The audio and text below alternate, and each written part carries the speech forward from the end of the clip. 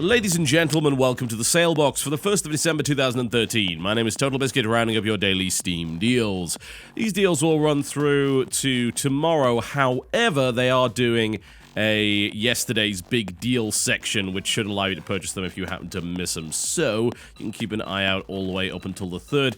Though that will be the last day of the sale, so they might end up doing a recap sale. It's hard to say. Best to get them on the same day because they may actually change things around a little bit this time. Hard to say, really. They never actually tell us. Regardless, let us begin with Fez. 75% off, that is $2.49, €2.49, and £1.74.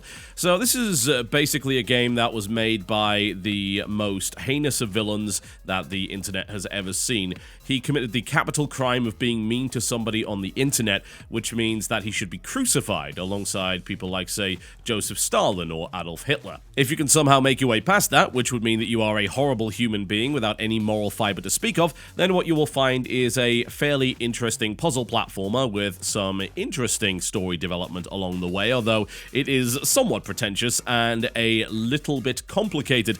This was a game that I think everyone had fun discovering as it was happening when it first came out on the 360, as people tried to figure out the different riddles that this game happened to have going for it.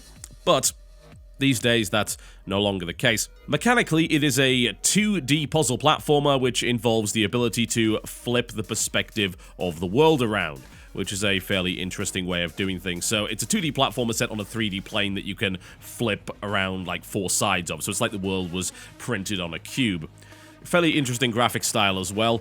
Not something that I personally would enjoy because it's not my kind of game. And I should note that even now, the game does have some bugs in it. This was a title that was released on the Xbox 360 and had game-crippling bugs involved in it. The PC version is not great, although it is functional. But if you're interested in puzzle platforming, Fez is certainly one of the best that has ever actually been released. Something that people should do well to remember when criticizing its creator. Payday 2, 55% off, which takes it down to $13.49, €13.49, and £11.24.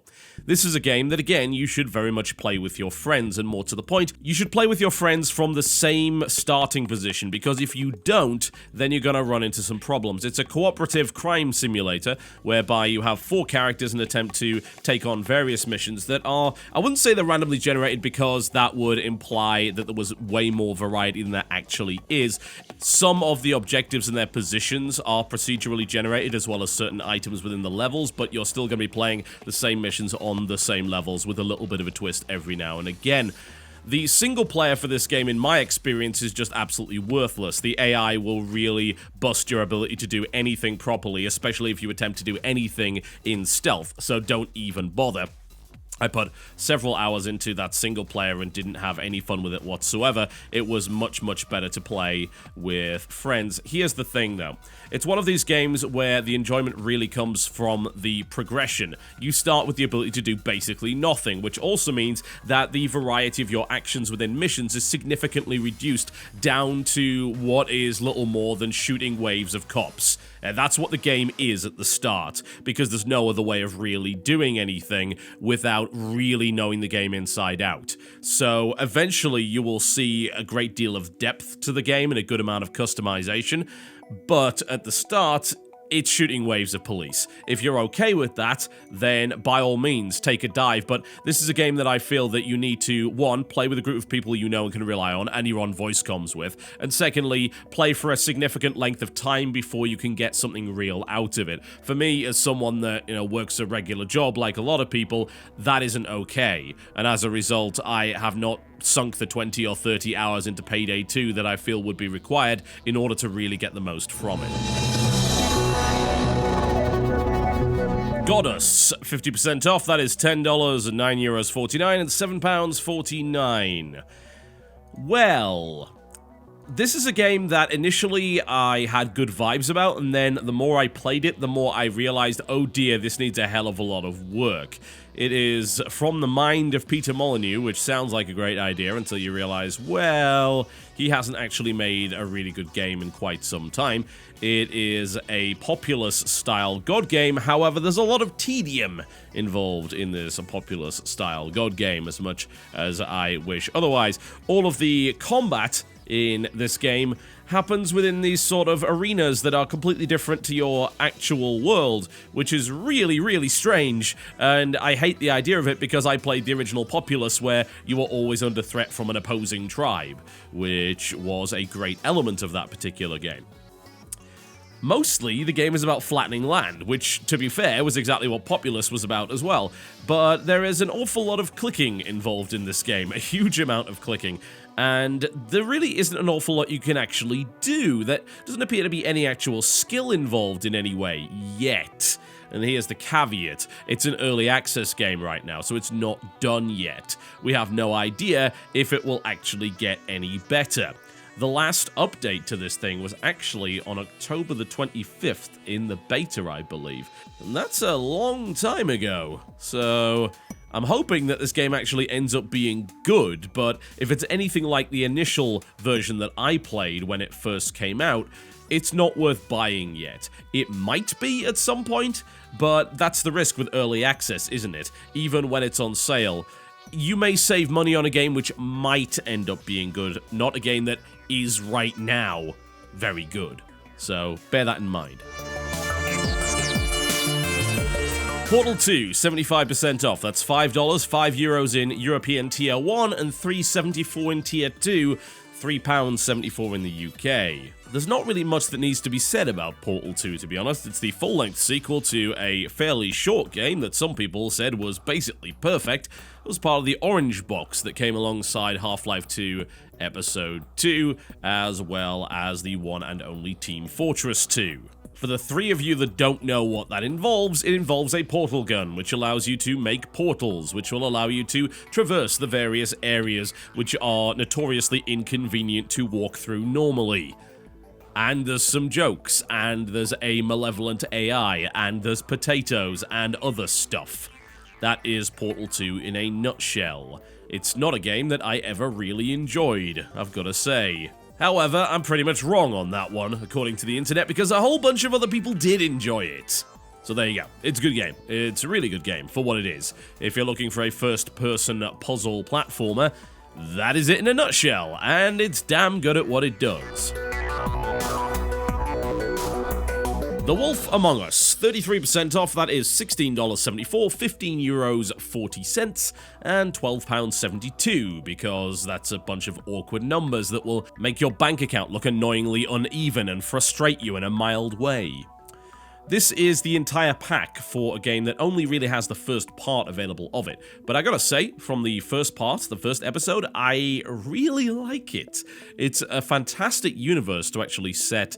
I wouldn't even call it a point-and-click game. It's kind of a new genre that Telltale seem to actually be working on. It's more of an interactive adventure, consisting of a mixture of mild point-and-click elements with quick-time dialogue as well as quick-time event fights. And some meaningful choices here and there. What it does have going for it is a really cool world where fables are real, and the idea is that you are playing gritty versions of fairy tales set in a modern-day New York, which is really, really awesome. The dialogue is fantastic, the writing's really good, and well, let's just say that the first part of episode 1 certainly ends with a bang. I'm looking forward to getting the rest of it. This is a good time to get that a little bit cheaper. And you're probably not going to see it that much cheaper for a while, since there are still 4 more episodes of this thing to actually come out. Metro Last Light, 66% off, that is $13.59, €10.19, £8.49, and Australia, you get it for $18.69. Sorry about that. Now, this is a good game. It's a very good game. An absolutely fantastic game. Probably one of my top 10 of the year, I've got to say. It has the appearance of an open world shooter, but it really isn't. It's actually quite linear and quite directed, but it gives this illusion of freedom from time to time. It's kind of free in the way that Crysis 2 is free, i.e. not really. You're still going to the same destination, but every now and again you're allowed to deviate to some degree. It's also a goddamn graphical powerhouse. It's easily one of the best looking games ever made, and what surprises me greatly is that it was done by a fairly small team. This game, in my opinion, has the best lighting effects in any game ever. Very, very, very good at what it does. It will certainly tax your machine to the absolute limit, but it's still pretty well optimized, better than Metro 2033. It has fantastic gunplay, some solid stealth elements, and a genuinely gritty and overall highly depressing world. The only real problem I've got with it is the start of it is very, very linear. It likes to hold your hand a little bit too much.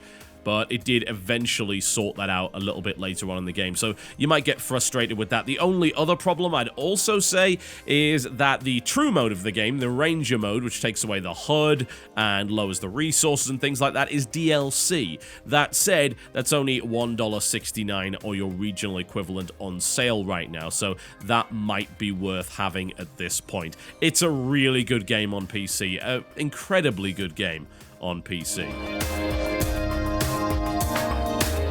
Civilization 5, 75% off, that is $7.49, €7.49, £4.99, and you guessed it, $17.49 in Australia. What? What? This is because Australia isn't a playable faction, right? That's why. That's the only reason. Man, I've got to say, Australia is really competing with Europe for most screwed over by Steam lately. That's even worse than the whole dollar equals euro. That's way, way worse. Anyway, the big deal about this is the price of Brave New World. Civ 5 has been on sale for this price many, many times over the past couple of years. However, Brave New World has not been discounted as heavily in most sales. 66% off the Brave New World expansion. That's very, very good indeed. Now, you might be asking me, is the Gold Edition worth having? Alright, well, I can safely say yes, and the reason I'm saying that is Civ 5 as a base game isn't actually very good. If you're going to buy a Civilization game and only buy the vanilla, I'd get Civ 4, because it's just better. Civ 5 on its own wasn't that great, it had massive problems. Once the Gods and Kings expansion came along, things got a bit better. Once Brave New World came along, things got a hell of a lot better, and it became a phenomenal turn-based strategy game. Now, the Gold Edition comes with Gods and Kings and all of the Civilization packs, which they pumped out for money, which kind of sucked, honestly. This game has a lot of DLC.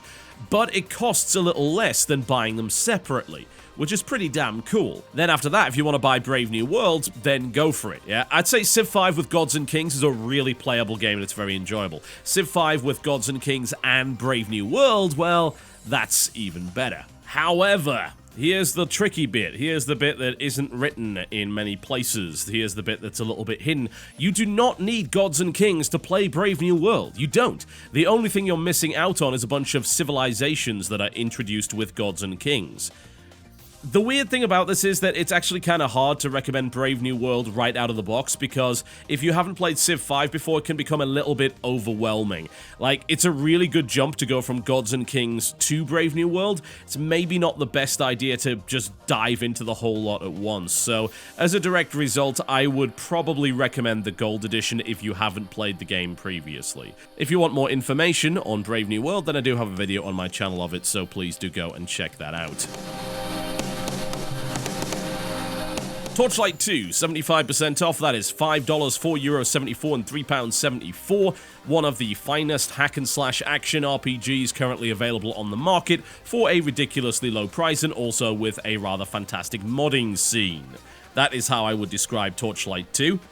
I enjoyed that game immensely last year. It was a really, really fun experience. This is coming from someone that doesn't generally like that genre. The combat was incredibly satisfying, and the actual item upgrades are just mind-blowingly good.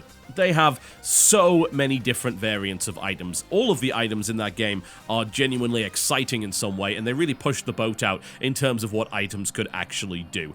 Obviously, it's better as part of a co-op experience, which you can do, of course, on local area network or online with up to, I believe, it's 6 players. and it is a hell of a lot of fun. If you want to know what the best mod for this game is, in my opinion, it is Synergies, and you will enjoy that greatly. It does have an entire new class added to it, as well as a whole manner of different things. So head over to synergiesmod.com to pick that one up, and hopefully you will have a good time with it.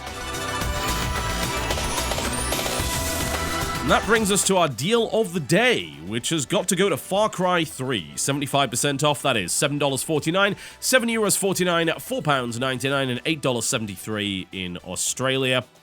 Man, it's so very, very good. It really, really is. It's a very enjoyable open-world FPS. Not only does it look incredible, but it's a hell of a lot of fun to play as well. Many different activities to actually get involved in, as well as a good set of difficulty levels, something that I've criticized some open-world games for in the past, including the recent Assassin's Creed. Well, Far Cry 3 doesn't really have that problem, and even patched in yet another difficulty level after release. It's got some enjoyable gunplay, some really nice upgrades. Admittedly, some of it is just slightly contrived. You need this rare tiger skin in order to hold a little bit more ammo. Like, really? Well, practically that doesn't seem likely, but hey. It's got some fun driving, plenty of opportunities for absolute chaos.